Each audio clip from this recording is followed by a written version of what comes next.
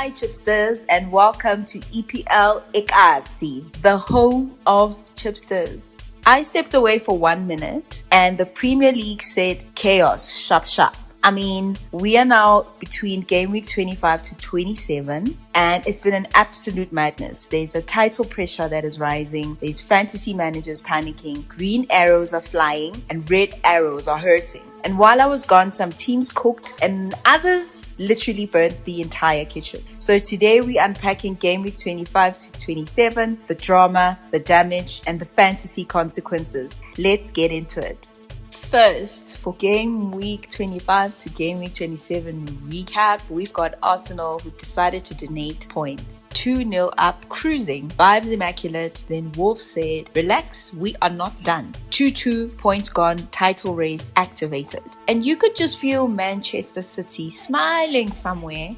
They handled their business against Newcastle. Quite calm, efficient, no drama. That gap at the top, suddenly looking small. And then came to that North London derby where Arsenal said, okay, fine, we heard you. 4-1, Spurs humbled, statement made, from wobble to warning shot in 1 week.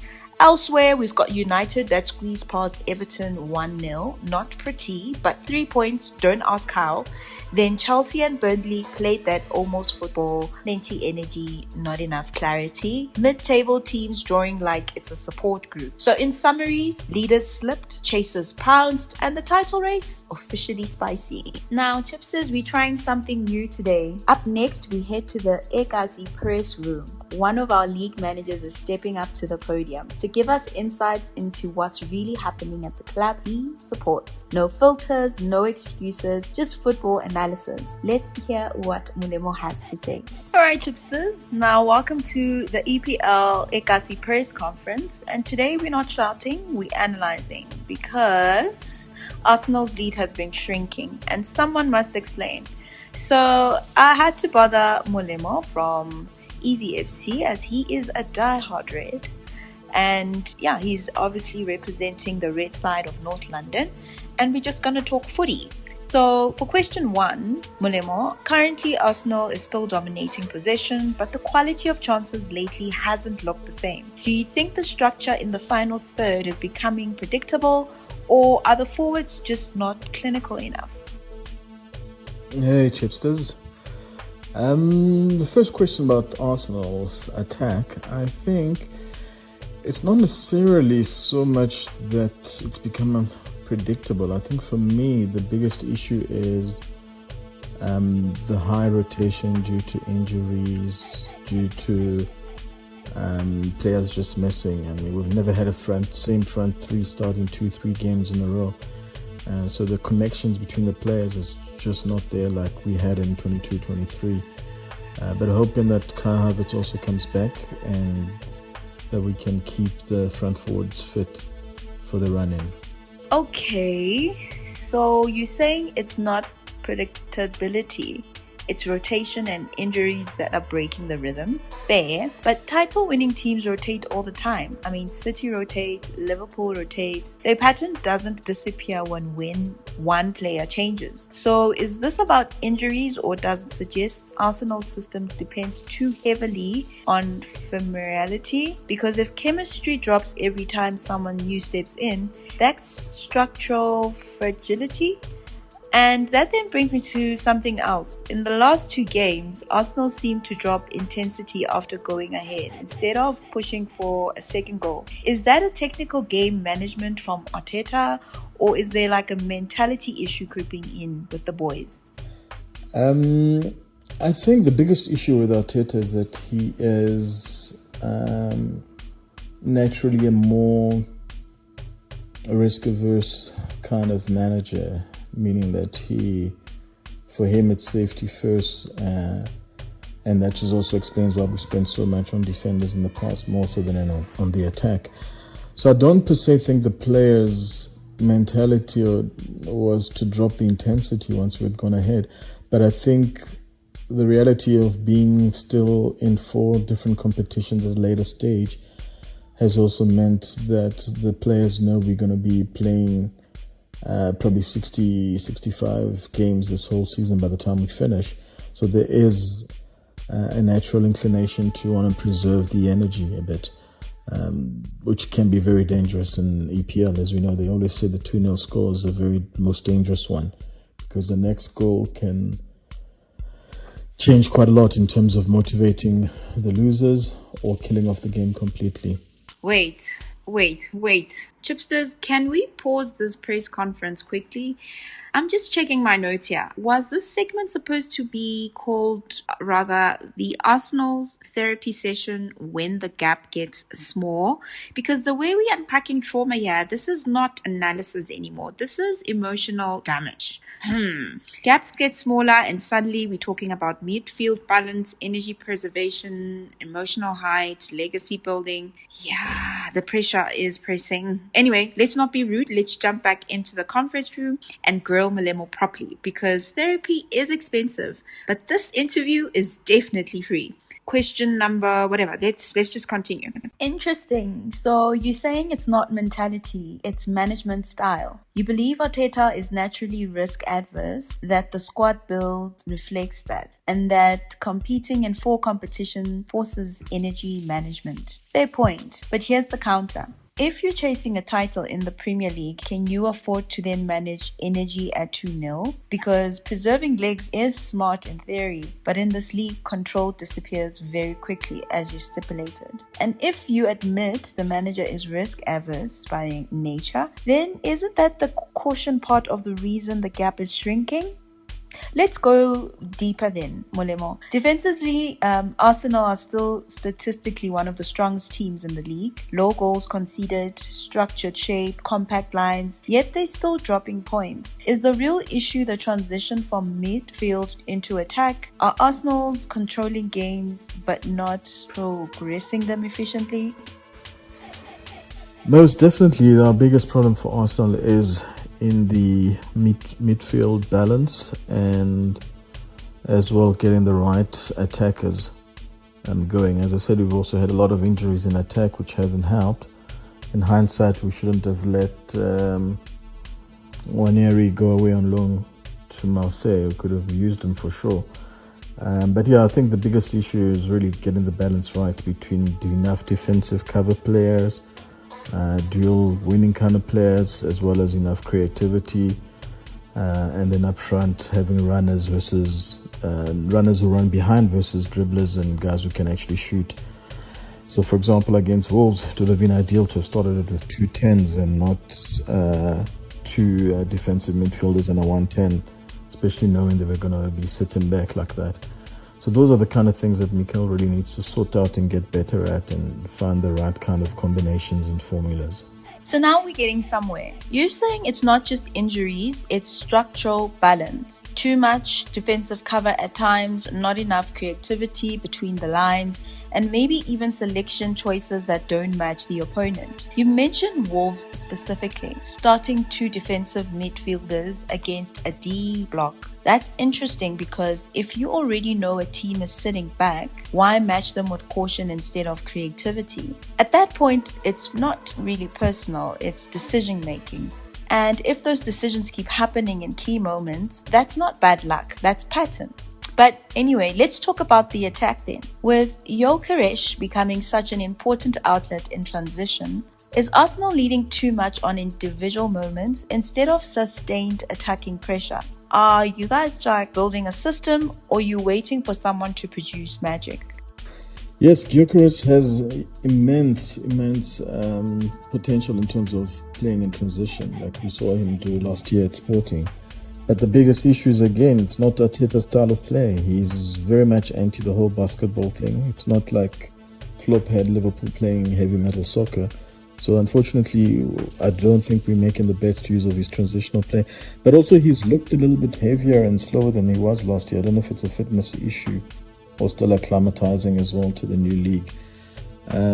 Also, certainly, I think, if anything, I would say Arsenal hasn't had enough individual moments players. That's been our biggest issue in the final third. You know, your kind of guys who would take complete control and do a moment of brilliance, you know, like we've seen Salah do last year. We just haven't had that. I mean, even Saka, who used to do that, I think is playing more of a team player and more of passing and combinations with other players. Okay, so you're saying two things at once. One, Gyökeres isn't being fully maximized in transition. And two, Arsenal don't actually want chaos football. Which means stylistically, he may not be a natural fit for how Arteta wants to control games. But here is where I think it gets tricky for me. You also saying Arsenal lack those individual takeover moments, the Salah type where it's give me the ball, I'll decide this game's energy. So if the system is conservative and the individuals aren't freelancing, where exactly does the unpredictability come from? Because controlling and suffocating games does sound good until you need to break one open. And when you mention Arsenal trying to protect space early rather than sustain pressure high up, that sounds like a team managing fear, not dominance. So let's finish with this. Now that the gap at the top has narrowed, does Arteta stay committed to this control-first identity? Or do you think he needs to adjust the pressing intensity and tempo to somewhat avoid this becoming another late season wobble? Like, is this evolution time or stubbornness time? Most definitely the gap has narrowed at the top. It's worrying for us as Arsenal fans. But I think for me, ideally I would want to go to that Etihad game on April 18th with a minimum 4 points or 3 points cushion. I think in that game we should go for the kill and try and win, but I think ultimately a targeted draw. As long as we win the rest of our fixtures, or most of them, I think we can afford 2-3 draws. We should still be fine and get to win this league with around 85 points total. Certainly as well, at this time of the season, it's not really about current systems or maintaining anything. I think everything has to be open to tweaks. The games are coming fast and furious. There's cup finals, plus all the remaining 11 games are like cup finals. So it's quite taxing on the players. Suspensions are going to come in through yellow cards now. We're going to get more players getting injured because of the volume of the games. And emotionally, it's really just a lot more heightened than ever before. So it's just about winning by any means possible and getting the 3 points and moving on to the next one game at a time. But definitely it's not going to be another year of second again, ole ole, like all you other fans like to sing to us. This has to be our year. Arteta and the team have to deliver and start building a legacy going forward. We're not just looking at this 1 year. I think Arsenal are in a good position to hopefully dominate for the next few seasons ahead. So all I can say is, come on, you Gunners! And there you have it, Chipsters. The Ghana man himself has spoken. So they would take a 3-point cushion and maybe even a draw before that big April fixture. Yeah. Things I could pick up from what you said is you're not talking like a team, though, that wants to dominate the league. You're talking like a team that's trying to manage the finish line. You're targeting an 85 points. You're also talking about a survival through suspension, energy management, 1 game at a time. Yeah, that's title pressure language, I see. But I respect one thing you said. Everything from now on is somewhat like a cup final, because at the stage of the season, systems matter less, mentality matters more. And if Arsenal wants to build a legacy like you're saying, they have to prove they can close, not just compete. So Molemo, I appreciate the honesty. The pressure is real. We'll revisit this in April. And to you Chipsters, you heard it. Is it control or courage? Only time will tell. Sure. After that serious in-depth therapy session for Arsenal, I think let's just do a quick fantasy temperature check before we pivot to Gameweek 27. Let's kick off with Gameweek 25, where Tony Wright said, I don't need luck, I need Palmer. 147 points, bench boost activated. Palmer casually drops 40 like he's playing PlayStation on beginner mode. Lot, Odango, Gyökeres all hit 12 points. If you didn't own Palmer, you were watching from the trenches. Then with game week 26, same Bailey said triple captain and chose violence. Madueke with 39 points, which gave him in total 138. Then Virgil there as well dropped 17. Rice controlled midfield like a landlord. Strand Larson chipped in 13 points. If you captained wrong that week, haibo, character building, Dwanaga. And then game week 27, Thomas Coleman tops with 117. And here's the twist, Marteta gave him 0. No chip, just bobs. O'Reilly did a 17 points. Iwobi 13. Jokers again. This guy is cooking. And that wraps up the top club of the week, and we move along to the bowlers that carried managers on their back or backs. Now, team of the week for game week 25, we got Dalot, Odango, and Yokeres with 12. Consistency merchants, no noise, just proper returns. Then with game week 26, we see Virgil with 17. That is a very defensive CEO, by the way. And Rice with 14 points, controlling midfield in traffic. And then we've got Strand Larson with 13 points, doing honest striker work. And then lastly, for game week 27, O'Reilly pulled a 17, which is really a breakout performance if you ask me. And Iwobi with 13, which, he was cooking quite quietly there. Then again, Jokeres with 13. That man refuses to blank lately. So if you owned these guys, you were smiling. And if you didn't, you were referring or trying to refresh the live fantasy Premier League like it owes you money. And there I was, not giving you guys updates as they come. Chipsters, it's time to check who's holding their ground and who's under pressure in the eKasi EPL League. Top 5. Welcome to the slide of basically accountability. Now, sitting at number 5 is KG United FC. So KG, you're in the top 5 now. From here, it's basically not just participating. You need some pressure. And then at number 4 is Breaking Badly FC. Heisenberg vibes. Are we cooking rank or cooking excuses? And then at number 3 is All Out 11 FC. The name says it all, but are we going all out or calculating quietly, side eye? Then at number 2 is Teta Ball FC, breathing down the neck like a vuvuzela in stoppage time. One slip, just one. For that number 1 spot where Last Days of Rome FC is sitting. This empire is still standing, guys. But history taught us something about Rome. It eventually falls.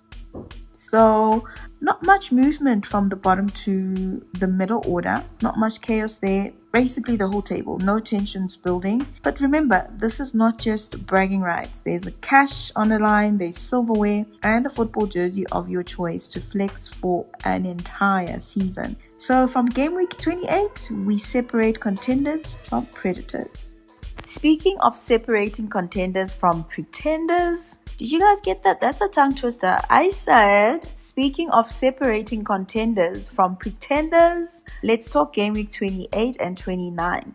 Now, Chipsters, these 2 game weeks are all about momentum, pressure, and exploiting team styles. But let's look at the lock context first. What do we know? Arsenal is still leading, but City is breathing down their necks, with only a few points that separates them too. We all know about Arsenal's attack is starting to look a bit electric, but we also know that City has a consistency that keeps them in a very good range. While United and Chelsea are both hunting Europa spots and the table is crowded just below the top 2, and then the bottom half still has battles for survival too, making every match emotionally charged. So when we talk about betting tips and strategy, let's focus on 3 big matchups that could define between game week 28 and 29. So there's the Arsenal and Chelsea game, where Arsenal is at home as has been on fire. But there's Chelsea also, who's quite unpredictable. Sometimes strong at Stamford Bridge, other times gift wrapping points. This one could go either way, so back Arsenal for points, but consider a double chance or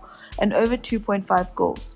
The teams above them are going for a top 4 survival and must push forward. Then the Leeds versus Man City game, where City's title push demands could win, and away at Leeds, who are struggling at the bottom. This is a fixture where City should actually win.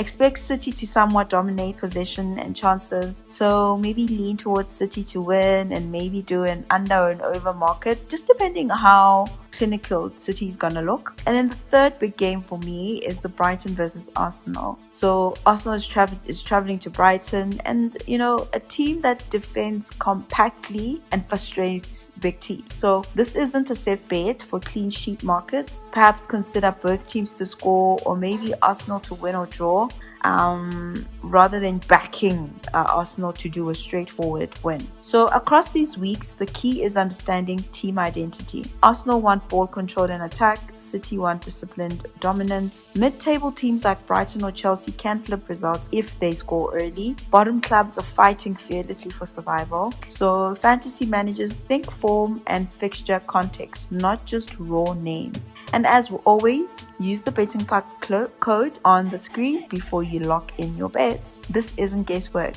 it's calculated chaos. Good luck! And before I say that's a wrap, remember when I said this has turned into a therapy session? Well, listen to this. And the other thing that's concerning with Mikel is this issue of the squad depth that's been talked about quite a lot. It's quite big, but I think now that everyone's kind of coming back from injuries and available, I sometimes get the feeling that he's also gets confused about who to pick. He's similar to Pep in that way, that they prefer having a small squad of 13, 14 players and playing with that. It's supposedly obviously easier to manage that number too. For us, for example, the last few weeks, Timber and Zubimendi have clearly been tired and performance dropping after kind of like the first 60 minutes, and he's still kept them on. He hasn't changed much. I don't know if Ben White and Norgard, he doesn't trust them enough, or they're still injured. I mean, today we saw he brought Mosquera for Timber, and the whole game we closed up shop after that. It was so much better. So rotation is going to be key. Availability is going to be key. Yeah, you heard him. Squad depth, rotation, tricky decisions. The eKasi League ain't even this tense yet, and look at him over here stressing Arteta style. Classic Arsenal therapy session. If you enjoyed the grill, the fantasy chaos, and our eKasi League drama, you know the drill. Like, subscribe, and share with your fellow managers, especially the ones still sweating from Gameweek 27. And next episode, we're going deep on Manchester City, their title race, and their style, and how they are forcing Arsenal's hand. Trust me, Chipsters, you don't want to miss this. From technical heat to fantasy chaos to eKasi drama, sharp fitting